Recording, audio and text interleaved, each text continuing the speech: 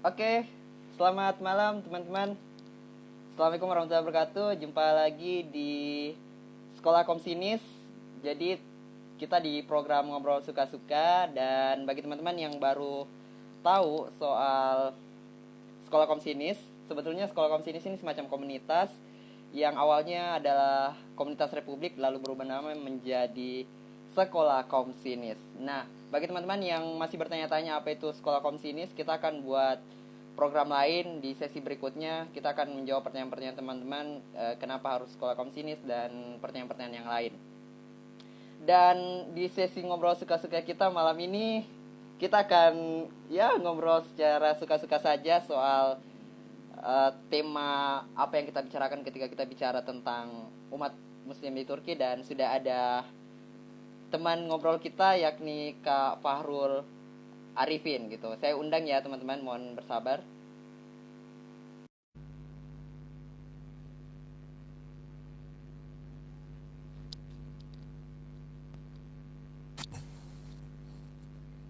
Oke. Oke. Oke, semoga teman-teman dapat lagi infonya karena tadi saya live juga dari video live. Jadi kita mulai lagi teman-teman. Di sini ada selamat datang untuk teman-teman yang baru bergabung di live kita ngobrol suka-suka ini.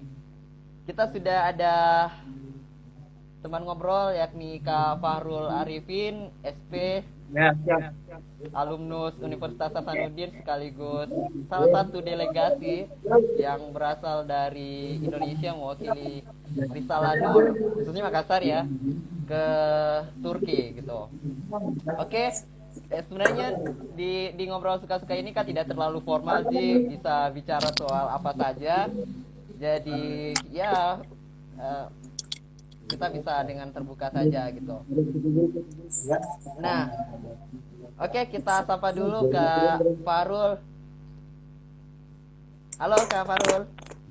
Halo. Didengar? Wah, sudah bisa kedengaran. Halo. Ya, halo. Bagaimana kabar Kak? Oke, alhamdulillah baik. Alhamdulillah. Oke. Jadi sebetulnya kemarin saya minta ke Kak Farul untuk berbagi pengalaman seperti apa sih sebetulnya. Kan kebetulan beliau ini adalah salah satu delegat seperti yang saya bilang tadi. Dia pernah ke Turki dan bisa dengan dekat mengamati seperti apa sih umat muslim di sana. Dan malam ini kita akan mendengarkan beberapa pengalaman beliau ketika berkunjung di sana gitu. Oke, kalau begitu ringkas saja karena kita akan diskusi kurang lebih sebanyak 45 menit saja ke depan, ya 1 jam lah maksimal. Jadi saya serahkan langsung ke Kak Farul untuk memperkenalkan diri sekaligus ya menceritakan kayak kita seperti apa sih hal yang sebetulnya kita bicarakan ketika kita berbicara tentang umat muslim di Turki gitu. Secara umum soal pengalaman beliau gitu. Enggak.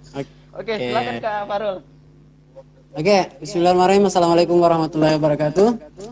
Waalaikumsalam. Perkenalkan, nama saya Fahrul Arifin.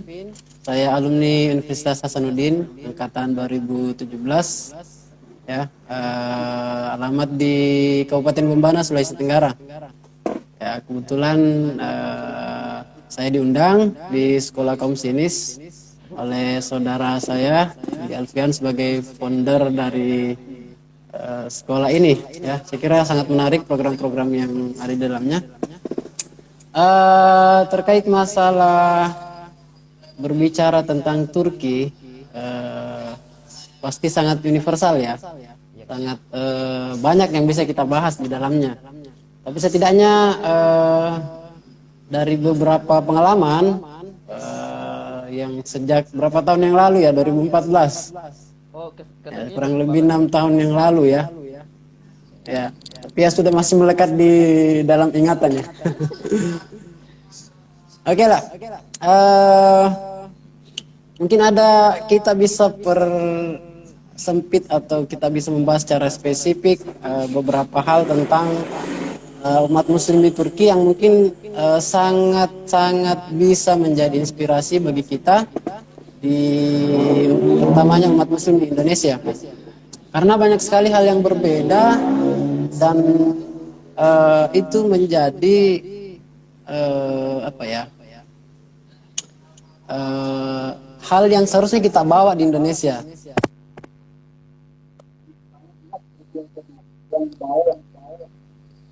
Audionya Kak lagi kurang ini tadi. Halo, halo, bisa didengar? Oke, oke, oke, bagus, bagus, Kak. Goyang. Oke. Ya, Kak. Berbicara tentang Turki ya, sebenarnya pernah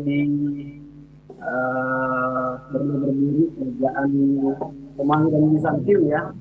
Ini tentunya meninggalkan banyak semangat dari peninggalan itu, terutama di Usmani. Audionya kayak kurang. Halo, halo, dengar? Iya, Kak. Halo, Sekarang Oke. sudah bagus, Kak. Iya, Kak. Sudah oke. bagus. Eh, Letaknya yang begitu strategis, yang terletak di antara benua Asia dan Eropa, itu yang kemudian menjadi keunggulan bagi mereka. Kita bisa mendapat apa ya, budaya yang banyak dalam satu wilayah. Budaya klasik modern ada di sana, ya. Spiritual modern ada di sana.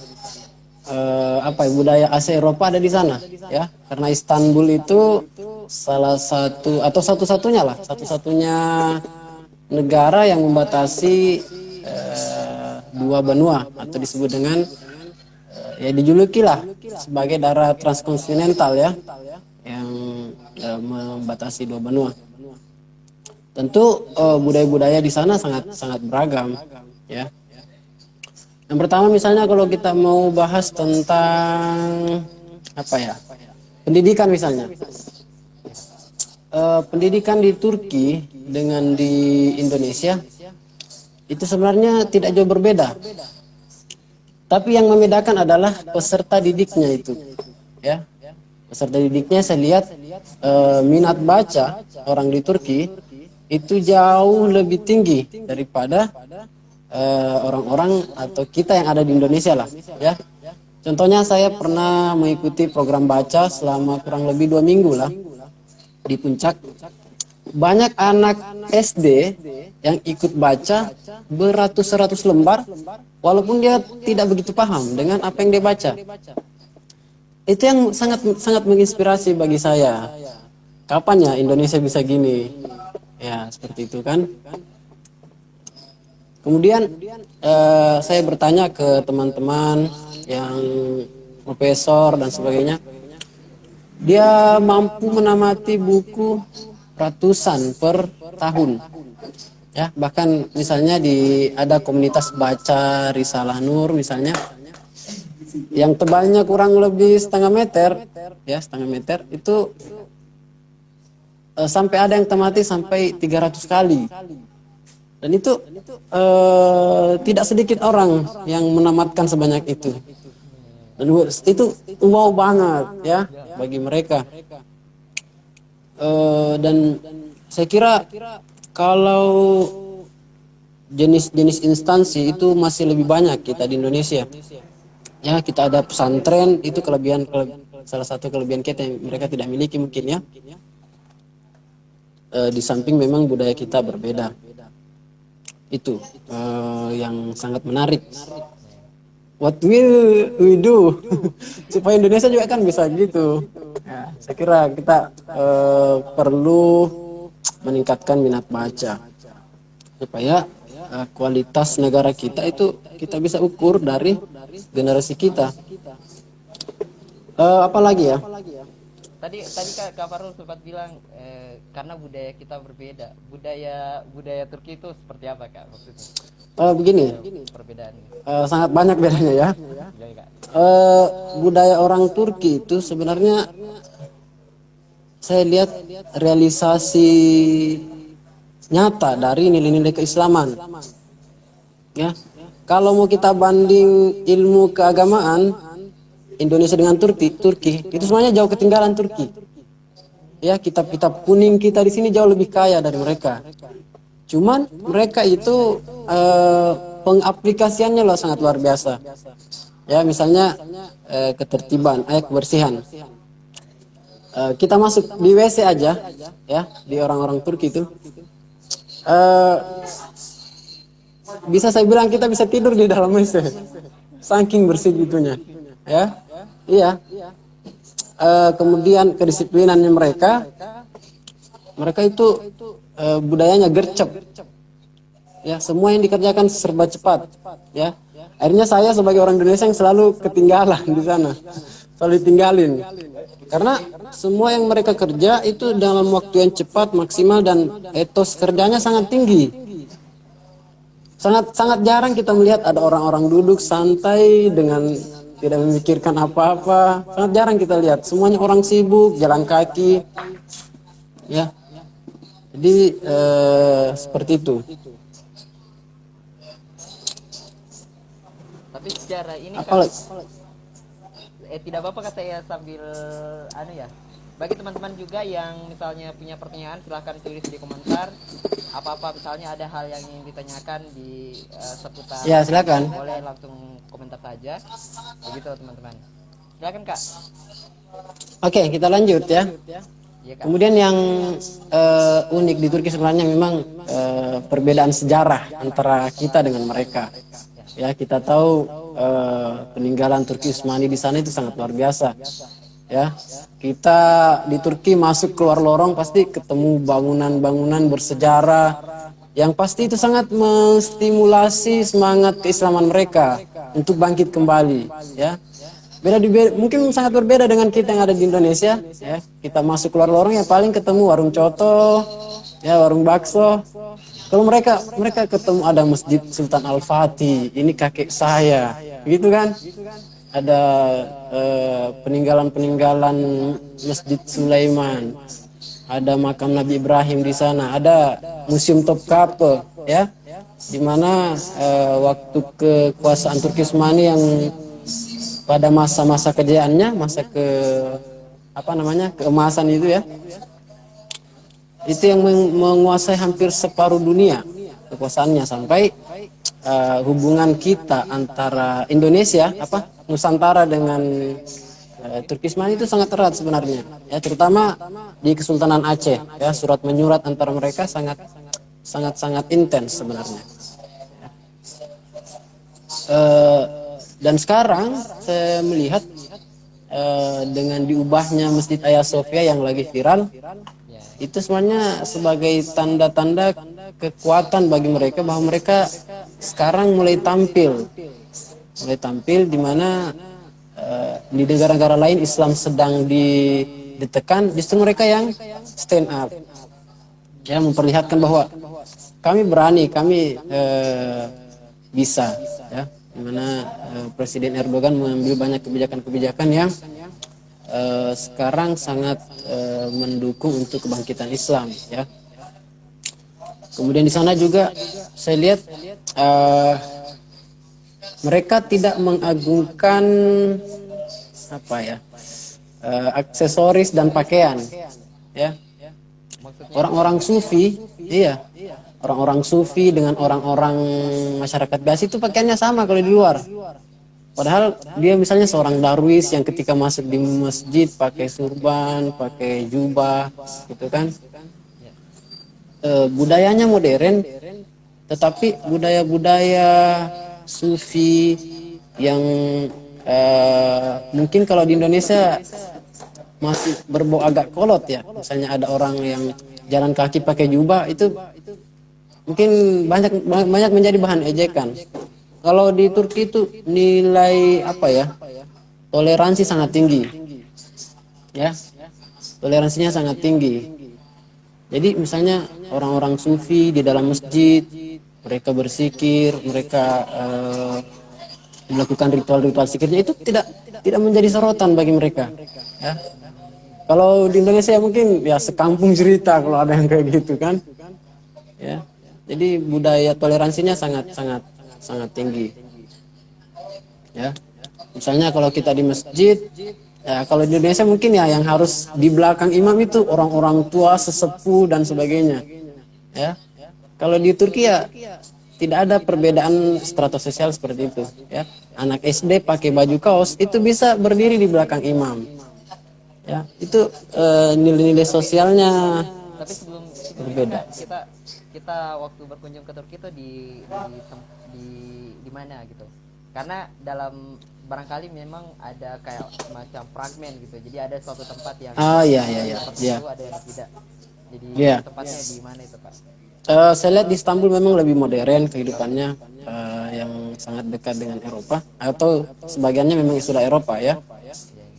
Tapi ketika kita bergeser ke daerah-daerah Asia yang di Turki, itu semakin kental nilai-nilai kultur agama terdahulu yang mereka tidak tinggalkan. Tapi Karena secara yang keseluruhan saya yang soal berpakaian tadi Kak, apakah ini tidak apa-apa ya Kak sambil ini biar ndak terlalu ini, biar ya apa, beberapa pertanyaan yang saya susun juga sebenarnya permintaan teman-teman dari sekolah komsinis untuk ditanyakan. iya iya Misalnya iya. gaya perpakaiannya tadi, apakah di sana juga dalam tanda kutip bagaimana perempuan gitu dalam berpakaian di sana, apakah misalnya pakai cadar lebih banyak atau Oke oke oke oke oke. Itu salah satu hal yang paling menarik di Turki saya lihat. ya Kak? Eh, Terjadinya dua interaksi kebudayaan yang kental, ya. Islamnya kental, sekulernya juga kental. Ya, jadi kalau ada Islam ya Islam betul kuat. Ya, kalau ada sekuler ya sekuler betul. Ya, beda dengan kita Indonesia. Sekulernya setengah-tengah, Islamnya setengah-tengah. Kalau ada yang misalnya yang betul-betul mau mengamalkan nilai Islam itu mereka tidak setengah-tengah. Ya, bahkan berbicara kepada misalnya wanita yang bukan mahram itu sangat mereka jaga.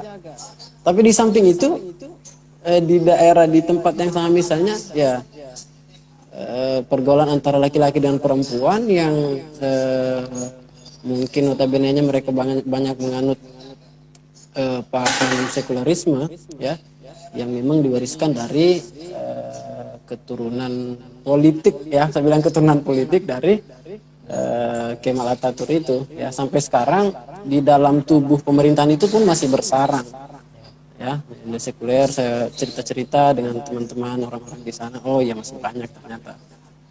Oh ini juga bagi teman-teman sebetulnya ini ada rekomendasi buku seling gitu. Ada satu buku yang pernah saya baca soal Turki gitu. Judulnya Salju, Snow. Jadi Salju buku terjemahan novel yang ditulis oleh orang Pamuk, dia peraih Nobel sastra dan dia menulis Kak tentang itu, tentang kan kalau Turki itu pada tahun 2013 baru baru diizinkan untuk pakai cadar gitu. Dulu dilarang gitu oleh kan selama Iya, 85 tahun iya, iya, iya, apa iya, Kemal Atatürk. Lalu kemudian benar. novel itu keren sekali karena dia meneliti soal ternyata Kak, ini juga yang sebenarnya mau tanyakan. Iya, Di buku itu digambarkan bahwa sebetulnya di masa tertentu ketika ini di apa ya di kota Kars dan di kota Kars itu banyak perempuan-perempuan yang dilarang pakai cadar atau berhijab, tapi pada titik tertentu mereka memilih bunuh diri gitu.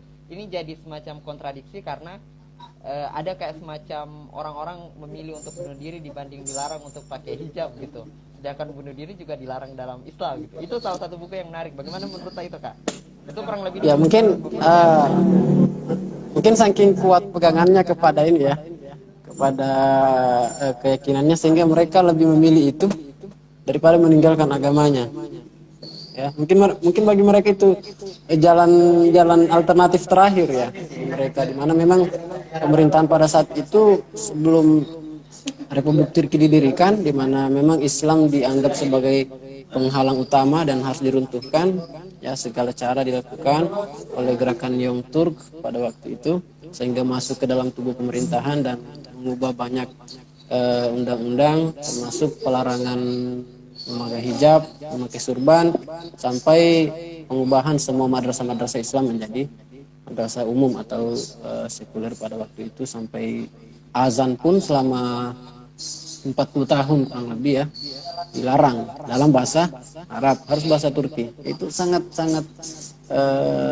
menyedihkan untuk kita baca ya.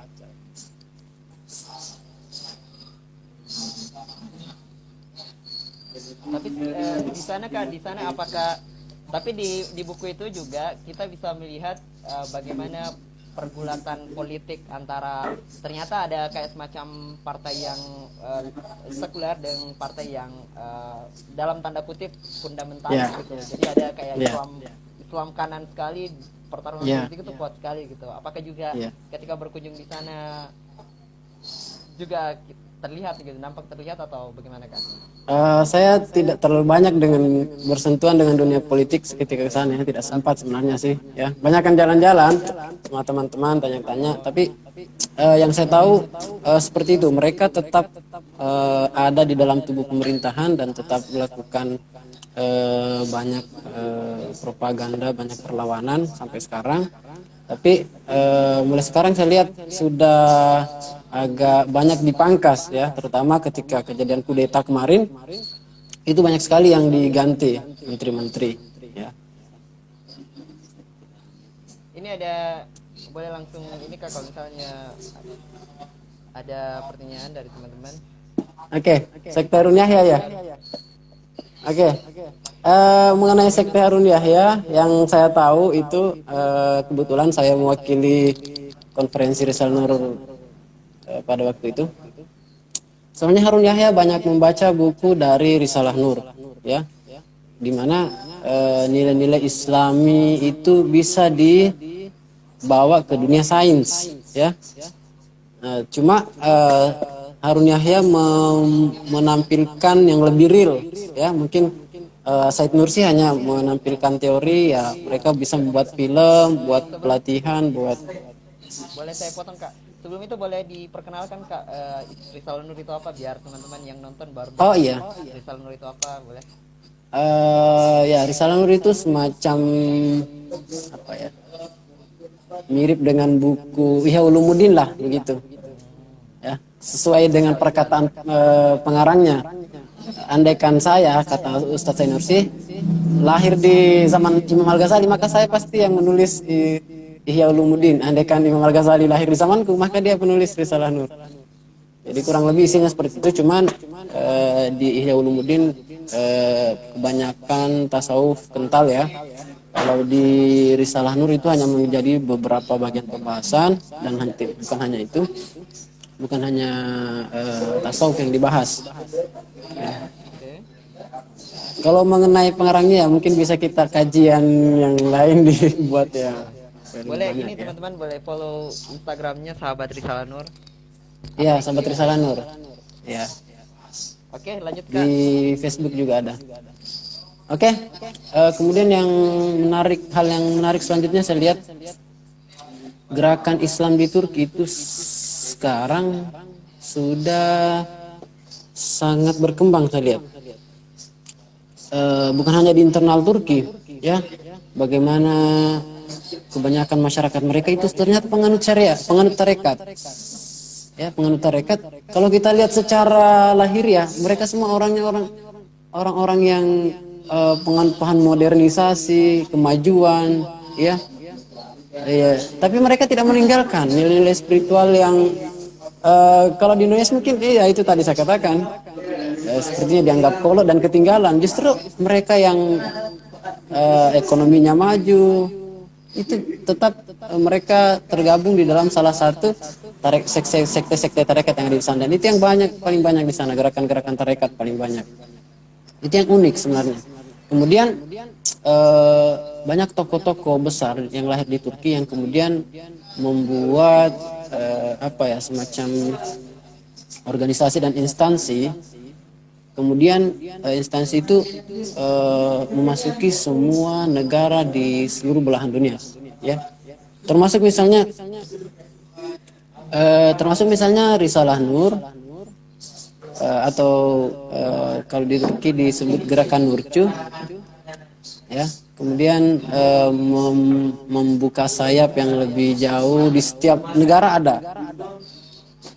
Bukan hanya itu, masih banyak gerakan-gerakan lain yang kemudian membesarkan gerakannya bukan hanya di Turki, ke seluruh negara. Misalnya Hizmet Movement yang dipelopori oleh Fethullah Gulen yang sekarang banyak bersentuhan dengan dunia politik, tapi mereka juga membangun pendidikan-pendidikan di luar Turki, termasuk di Indonesia.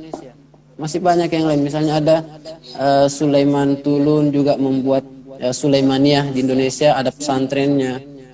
Dan seakan-akan saya melihat ini ada tali yang diulurkan ke semua negara dan sumbernya adalah Turki. Itu yang sangat menarik dari gerakan-gerakan Islam yang ada di sana. Mereka cuma tidak membesarkan negaranya, tapi mereka mencoba membesarkan negara-negara lain dengan pemahaman-pemahaman mereka yang saya kira sangat bagus. Selain itu Kak, apakah kalau kalau kondisi sosial ekonominya bagaimana Kak? Apakah Oke. ada semacam ya kesenjangan antara, tapi khususnya di wilayah apa Kak, biar kita bisa punya setidaknya gambaran secara partikular tentang satu tempat gimana kesenjangan sosial itu Oke. misalnya seperti ini gitu. Ya. Sulit ya membedakan sebenarnya antara kaum yang kaya dengan kaum yang termarginalkan di sana. Yang pertama, mereka tinggal di apartemen semua kan, ya. Jadi tidak ada rumah satu-satuan kayak gini di Indonesia, tidak ada. Sangat jarang kita temukan. Kalau ada berarti orang kaya. Itu di mana Kak? Di Istanbul atau wilayah? Semuanya di seluruh Turki. Ya, mereka rumahnya apartemen, misalnya 15 tingkat, di satu tingkat dibagi dari 4 rumah, satu rumah ditinggali satu keluarga begitu. Tapi dari segi ekonomi dilihat, saya tanya-tanya apa sih pekerjaan utama orang di sini? Kalau di Indonesia kan kita petani, Betul betul. ya. Kalau bagi jawaban mereka yang pekerjaan utama mereka ya kerja di tambang, karena mereka di sana banyak sekali tambang di daerahnya. Kemudian kalau ditanya pertanian bagaimana? Pertanian bagi mereka di sana adalah bisnis yang paling menguntungkan. Ya, bisnis. Bagi kita di sini pekerjaan yang kolot, bagi mereka bisnis yang paling menguntungkan. Ya, saudari. Terbalik. Iya, berbalik. Mereka misalnya membuat kebun bunga matahari, misalnya 10 hektar, itu semuanya bunga matahari. Dan itu bernilai bisnis buat mereka, bukan pekerjaan yang kemudian digeluti oleh satu orang kemudian hanya penghasilannya pas-pasan. Tidak begitu bagi mereka.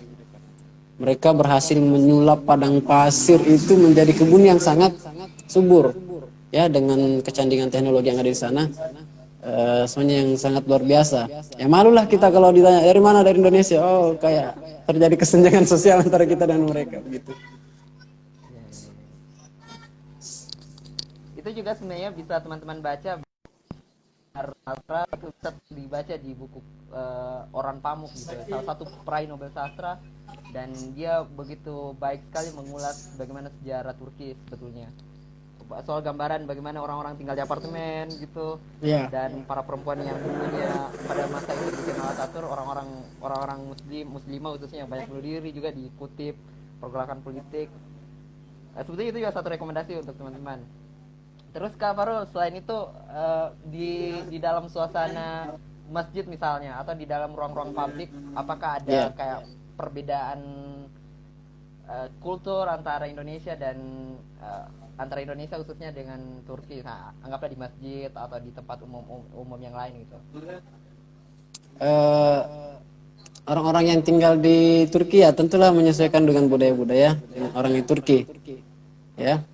Budaya kesopanan kita dengan mereka itu beda. Ya. Ya, bagaimana itu Kak? Misalnya apa ya? Angkat kaki ke sofa bagi mereka itu sangat sopan. Ya. Kalau kita kan ya pasti budaya kita beda. Angkat kaki Balik ke atas sofa. di atas sofa Itu itu. sangat sopan. Ya, itu sangat sopan bagi mereka. Jadi jangan heran kalau dikunjungi orang Turki kemudian angkat-angkat kaki. Kata-kata. Oh iya, iya. Barangkali itu juga efek dari ini nih Kak, apa kayak ada efeknya dari eh, ya persoalan sejarah soal yang populer. Iya. Saya akhirnya kemarin itu sempat dapat artikel gitu tentang Turki, dan ternyata asal mula siapa Recep Tayyip Erdogan itu pertama kali karir politiknya itu meledak ketika dia pada tahun 2013 Iya. menghapus menghapus larangan pakai hijab gitu atau pakai Ya, niqab itu. yang menutup Ya. sampai hanya muncul mata Ya. pada tahun 2013, baru tahun 2013. Lalu Ya. pada tahun 2016 dia memperlakukan poluan. Poluan itu boleh gitu ya, boleh menggunakan Ya. cadar gitu. Ya. Barangkali itu juga karena itu ya, maksudnya karena dulu sangat sekuler dalam tanda kutip ini kulturnya, sehingga selain itu kan, selain mengangkat kaki misalnya di atas sofa, apakah ada lagi peristiwa-peristiwa yang barangkali membuat kita berpikir oh ini lain gitu. Soalnya yang paling penting untuk kita bawa ke Indonesia ya, karakter orang Turki. Ya. Karakter orang Turki saya lihat mereka sangat mengaplikasikan nilai-nilai keislaman ya, yang sesungguhnya, yang modern, dan tidak meninggalkan nilai-nilai yang religiusitas mereka sangat tinggi. Ya, kalau kita misalnya ada orang yang hidupnya hedon misalnya, itu selalu kita identikan dia jauh dari nilai-nilai religius. Begitupun sebaliknya, kalau ada yang misalnya rajin ke masjid, biasanya orang-orangnya ya orang-orang yang termarginalkan misalnya kan. Kalau mereka tidak, ya mereka tidak. Betapapun misalnya mereka banyak direktur-direktur pengurus perusahaan, ya mereka tetap ikut di dalam sekte-sekte apa namanya, tarekat-tarekat itu. Ya, ada mungkin misalnya kalau di Risalah Nur ya, di gerakan Nurcuh di Turki, mereka memang punya kajian misalnya khusus direktur, khusus dokter, khusus dosen-dosen geologi, membahas Risalah Nur dari sudut pandang keilmuan mereka. Jadi nilai budaya menuntut ilmu di Turki itu sangat tinggi. Bagi mereka yang misalnya yang sudah beruban, masih duduk mendengarkan kajian-kajian yang kalau di Indonesia mungkin sangat susah kita temukan majelis-majelis ilmu seperti itu, ya, dimana mereka mengurus banyak perusahaan, orang-orang besar, ya, tapi mereka selalu dekat dengan nilai-nilai agama. Ya. Jadi penyatuan antara nilai-nilai kultur religiusnya dengan modernisasinya itu tetap dipadukan dengan baik.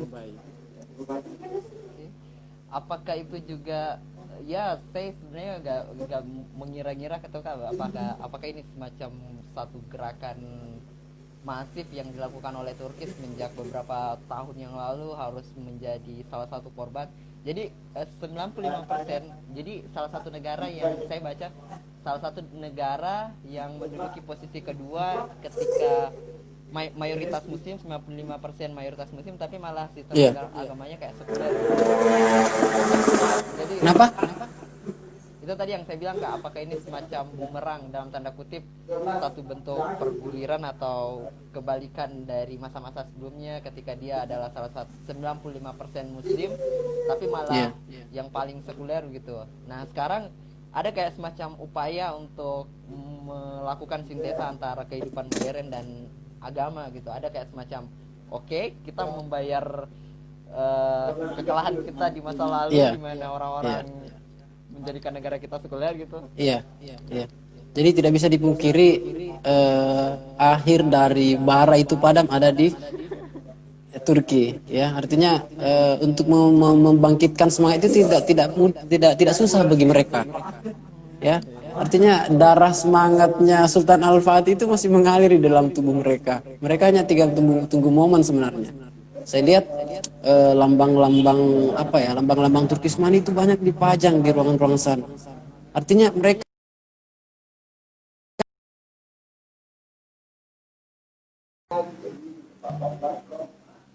Halo Kak.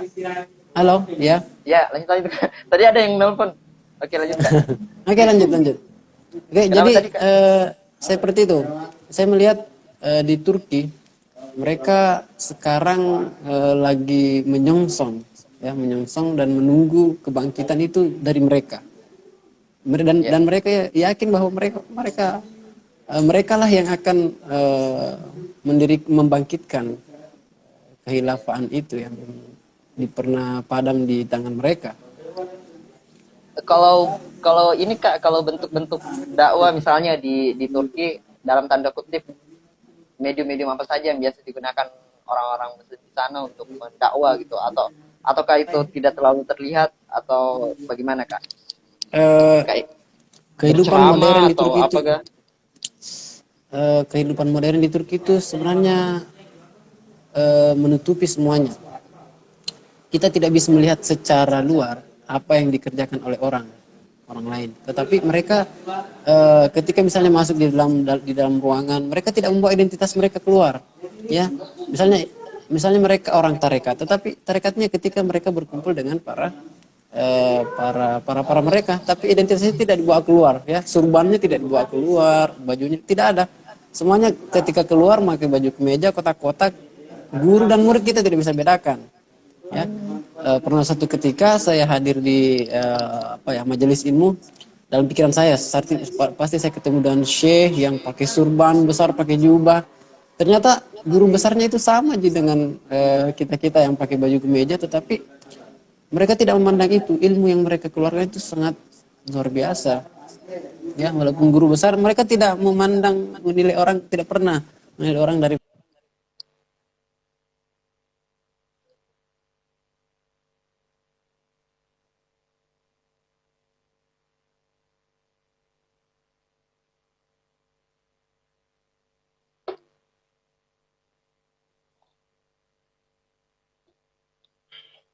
Halo.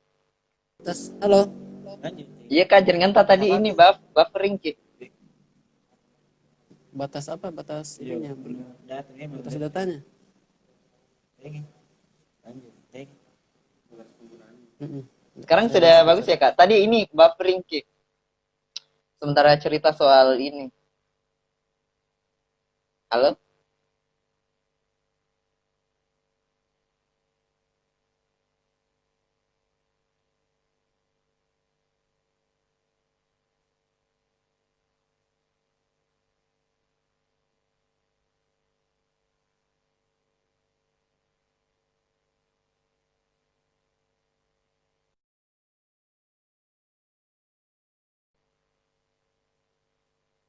Halo. Oh, sayang sekali. Kak Farul harus meninggalkan kita.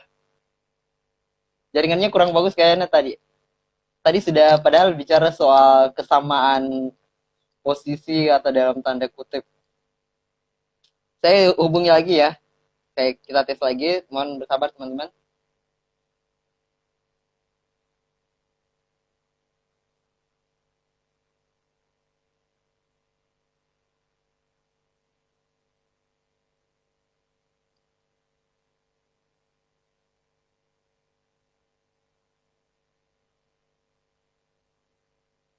Oke, tunggu ya teman-teman. Lagi ini waiting sementara menghubungkan ke Kak Fahrul.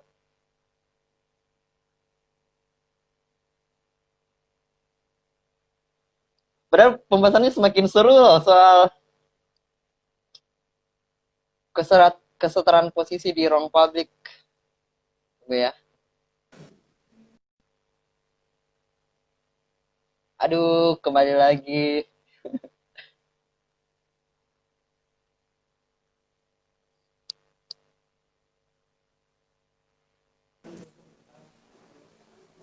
Halo, Oke, bagaimana sudah Kak? bagus. Sorry tadi Alhamdulillah gangguan bagus. jaringan. Iya Kak, bagus. Oke, oke, Padahal oke, tadi, oke. Kita lanjut. iya Kak, tadi pembahasannya di ini Kak, di apa, soal kesetaraan. Kayak di, Halo. di, tadi di ini Kak, di egaliter.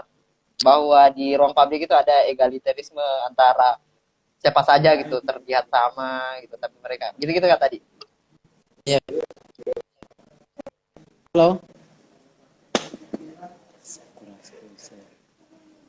Halo. Bisa didengar suaranya? Iya, iya, iya Kak. Halo, Halo, halo. iya Kak, sudah boleh. Halo, bagaimana tadi? Tadi sampai di sini Kak yang kita bahas soal bahwa di ruang publik di Turki itu ada kayak semacam egalitarianisme gitu. Ada kayak kesetaraan orang-orang guru dan murid itu tidak terlihat secara jelas, tapi mereka tidak melihat penampilan itu gitu. Kayak lanjut Kak. Ya, jadi seperti itu budaya di Turki itu apa ya? Mereka budaya toleransinya sangat tinggi, ya. Kemudian budaya apa ya? Kita bebas berekspresi di sana, ya. Bebas dari apa ya? Gosip-gosip seperti yang menyebar di misalnya di Indonesia menjadi budaya. Ya, misalnya minum apa ya? Minum di tengah umum memakai air leden langsung di apa namanya sumber airnya itu bagi mereka biasa-biasa saja. Ya Kak. Ya, justru kita ya itu mungkin yang menjadi hal yang tabu ya. Bagi mereka perempuan cantik sekalipun ya, itu bisa meminum air yang telah disediakan dan langsung dari eh, keran yang ada disediakan di tempat-tempat umum seperti itu. Tapi di sana juga ini juga sebenarnya penting Kak. Fasilitas umum tapi sebelum itu Kak, apakah Kak Fahrul punya kayak semacam perbandingan tempat umum di kota-kota besar itu dengan di Turki gitu? Bagaimana fasilitas umum? Apakah itu Eh, tempat minum gratis dan hal-hal ya, yang seperti itu? fasilitas umum itu di Turki sangat sangat dijamin ya. Misalnya fasilitas transportasi bagi mahasiswa itu cukup mereka hanya punya kartu terus dipakai di bus, dibayar 5.000 rupiah per semester dan gratis pulang balik kampus pakai kartu itu. Jadi mereka sangat terjamin fasilitas umumnya ya. Beda dengan kita semuanya serba dibayar. Ya. Ya, ya, ya, betul, betul, betul. Ya, artinya jaminan pendidikan dan jaminan sosial itu di Turki sangat tinggi. Makanya teman-teman biasanya betah di sana. Mau selesai doang, nggak mau selesaikan. Karena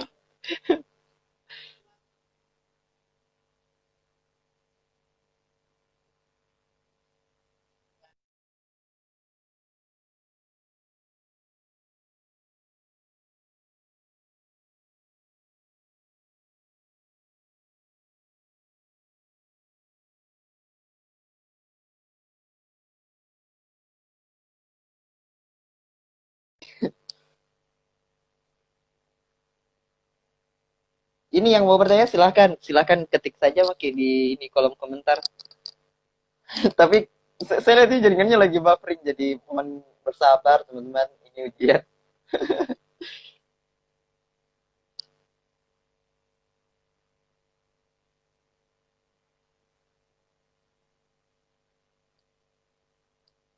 Bagi teman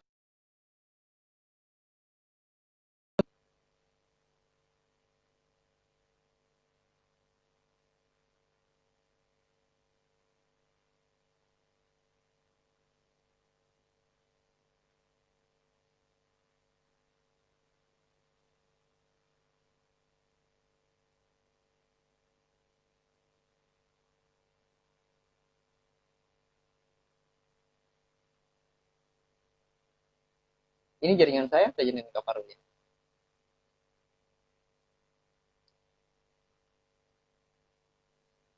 Oh, jeleknya jaringan. Oke teman-teman, silakan bertanya yang mau bertanya sambil saya mengundang Kak Farul kembali bersama kita.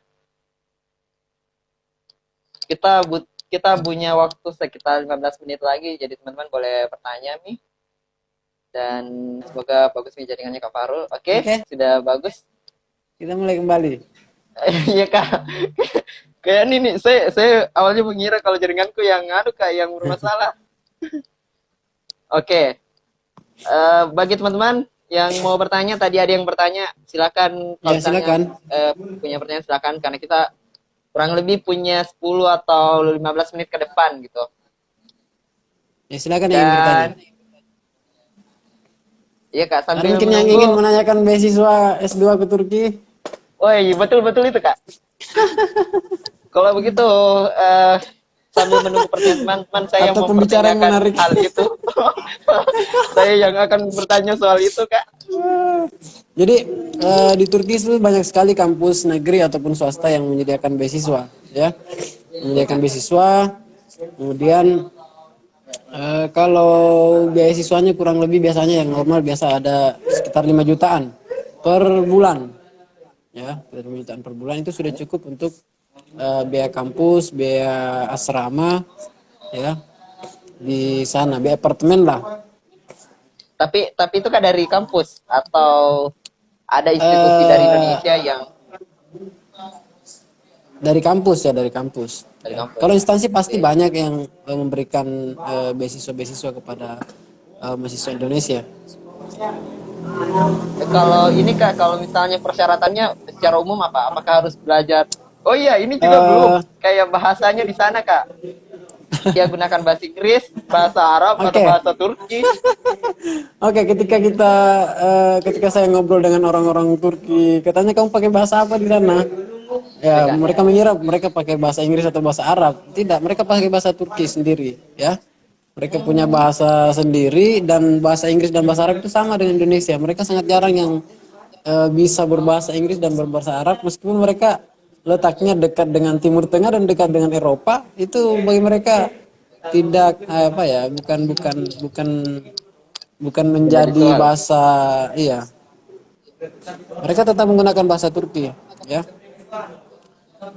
Jadi Tetapi kalau persyaratan yang saya rata-rata, ya lanjut Kak. kalau misalnya mau ambil beasiswa di Turki itu kalau misalnya lulus 1 tahun ada memang khusus kursus bahasa Turki siapkan, setelah itu baru lanjut kuliahnya. Jadi 1 tahun itu hanya belajar bahasa Turki dulu. Jadi nulisnya Kalau menulis gabung, bahasa Turki dong. iya, bahasa Turki, Tapi mulutnya itu juga harus dia menyesuaikan. dia anu Kak, apa kayak dia lebih dekat dengan bahasa apa? Bahasa Arab? Enggak dekat, enggak dekat dengan bahasa Arab. Mereka pakai Tapi huruf Latin dan jumlah hurufnya lebih banyak, ya. tapi menurut Kakak mana lebih susah? Bahasa Inggris, bahasa Arab, atau bahasa Turki? Kayaknya susahan bahasa Turki kayaknya, ya. Gitu deh. Mereka juga Oke, oke. struktur katanya sama dengan bahasa Inggris, ya, terbalik-balik gitu. Gitu.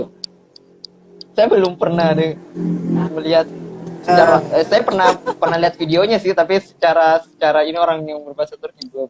Eh, Oke, ini Kak ada pertanyaan eh, dari Dedi gitu.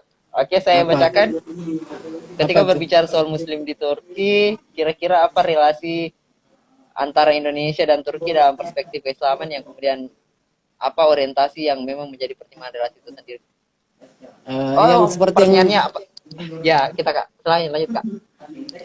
saya jelaskan tadi, banyak sekali sebenarnya gerakan-gerakan Islam yang sumbernya di Turki, yang kemudian membesarkan gerakannya hingga ke Indonesia dan negara-negara lain. Mereka membuat instansi pendidikan di Indonesia, termasuk Istana Nur, ya. Gerakan-gerakan misalnya Harun Yahya yang banyak diminati di Indonesia, Sulaimaniyah, itu semuanya dari Turki, ya. Apalagi eh, buku-buku dari Fathullah Gulen juga banyak dibaca di Indonesia. Oh, gitu Kak. Ini Ya. ada lagi pertanyaan Kak dari organisasi mahasiswa kayak ini nih. Mahasiswa Sultra. Mahasiswa ini Apa kayak tuh? wah mewakili mahasiswa Sultra bertanya ke Iya, kita iya, iya. tentang di Boleh, sana ada boleh, boleh, organisasi silakan. mahasiswa Indo nggak? Mahasiswa Ada. Indonesia ada nggak Kak Ya, organisasi? ada. Ya, ya, ada. Ada khusus Kayak perkumpulan. IPIP gitu Kak? Iya, iya, iya. Ada.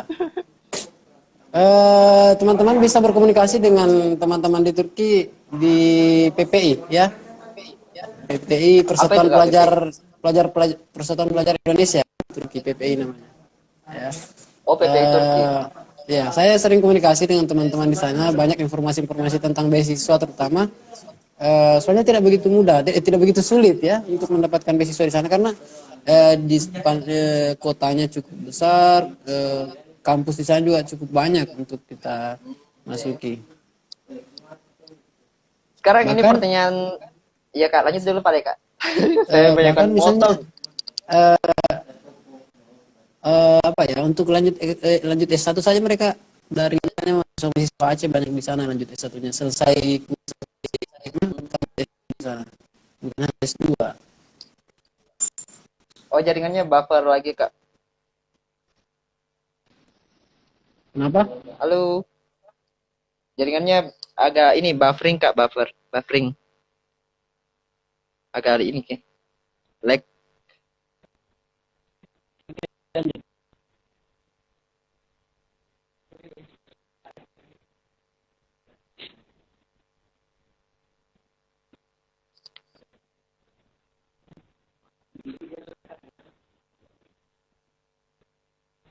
Bisa lanjut. Halo, Halo. sudah bagus.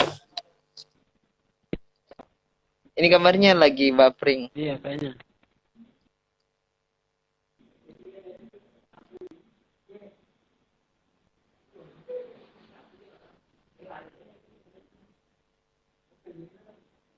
Oke, kedengaran Bagi Kak? halo halo halo. Ya, ya Kak, lanjut lanjut. Bagi apa Kak? Yang mewakili mahasiswa Sulter tadi domisilinya di mana ya? Kalau di Kendari bolehlah kita ketemu kalau di Kendari nantinya. boleh boleh boleh itu Kak. Sekalian sekalian kajian risalah Nur kan? Iya iya ya, betul. Ini Kak, ada pertanyaan lanjut dari siapa ini? Andri Andri Rafif. Oh, Andri Rafif. Bagaimana cara dapatkan beasiswa di Turki? Tadi sudah dijelaskan oleh Kak Anu. Boleh sedikit Kak? Iya. Tuvelnya lah diperbaiki. Oh iya, iya. Banyak banyak ya. Setiap tahun seleksi di Jakarta itu ada infonya. Di Turki Busleri itu ada. Di halaman Turki apa Kak? Turki Busleri. Oh, HTTP oke. Turki Busleri. Nah, dari situ. Setiap tahun Oke, itu teman-teman. ada penerimaan. Ini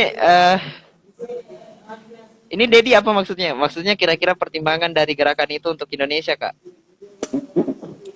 Apa ya? Efeknya mungkin ditanyakan ya. Ya, betul betul. Ya, kalau saya lihat gerakan Risalah Nur ini memang murni tanpa apa ya, tanpa campuran politik di dalamnya. Ya, kalau misalnya gerakan-gerakan Fathullah Gulen saya lihat terlalu kental dengan nilai-nilai politik di dalamnya sampai pernah diisukan dia berseberangan dengan gerakan Erdogan yang berusaha membangkitkan gerakan-gerakan Islam di Turki seperti itu.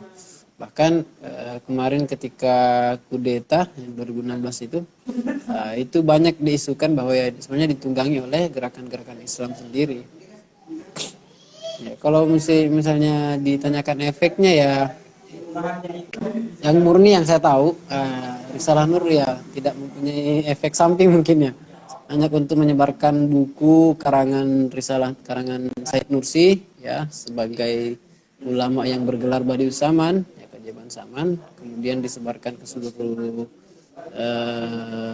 seluruh negara yang ada di dunia termasuk di Indonesia ya, untuk dibaca hanya untuk tujuannya untuk meningkatkan keimanan, memperkuat keimanan orang-orang Islam yang di dalamnya memang sangat menarik dibahas bagaimana Islam itu bukan hanya berbicara tentang sholat, bukan hanya berbicara tentang sedekah, tetapi Islam juga berbicara tentang sains, berbicara tentang nilai-nilai modern seperti yang ada sekarang, sehingga sentuhan nilai-nilai ilmu yang ada di dalamnya itu sangat mudah ya, apa ya, sangat Halo.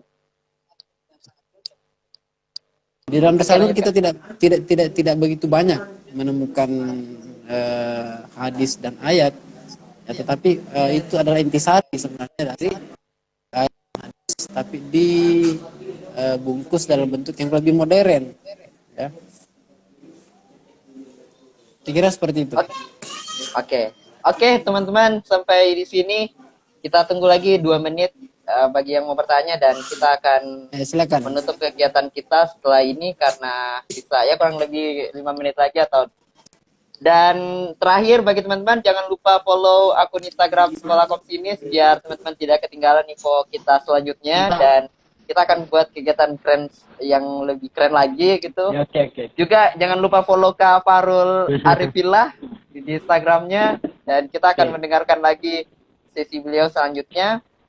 Dan untuk sesi terakhir Kak, sambil menunggu pertanyaan terakhir kalaupun ada, silakan Kak, pesan dan pesan atau yang lebih ya secara umum untuk kita sebagai orang-orang Indonesia di dalam hal ini sehabis berkunjung di Turki gitu Kak. Silakan Kak, sepatah kata.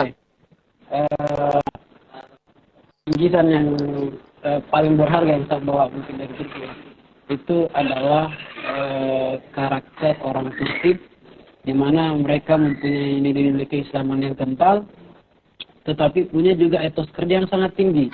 Nilai-nilai disiplinan dan kedisiplinan dan kebersihan itu sangat mereka jaga, sehingga betul-betul mereka dari segi religiusitasnya tinggi, tapi etos kerjanya juga sangat tinggi, sehingga mereka mencapai kesempurnaan kemajuan peradaban begitu. Peradaban modernnya maju dan peradaban Islamnya juga sangat maju. Jadi mereka berjalan beriringan. Kalau kita mungkin ya Indonesia setengah semua ya. Etos kerja ya kita banyak yang malas-malasan, bagi mereka semuanya aktif bekerja, tetapi mereka tidak melupakan nilai-nilai keislamannya.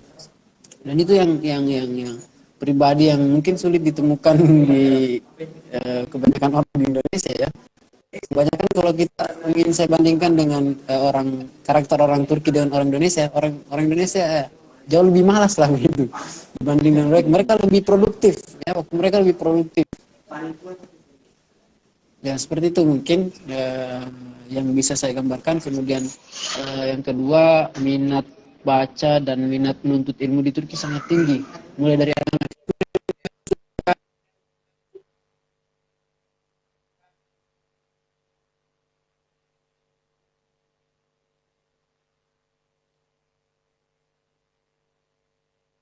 Mohon maaf Kak, ini jaringannya lagi lag lagi. Kayaknya jaringan ini ya. Udah kita.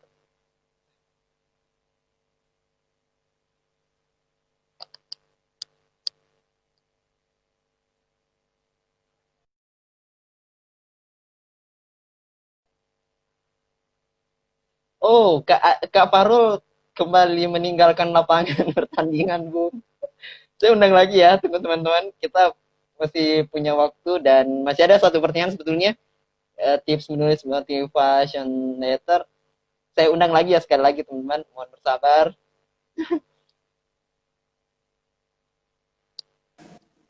Halo. Halo, Kak Farul. Oke, sorry, mungkin jaringan di sini jelek ya. Tidak apa-apa Kak, masih ini. Ini Kak, ada pertanyaan terakhir Kak. Oke.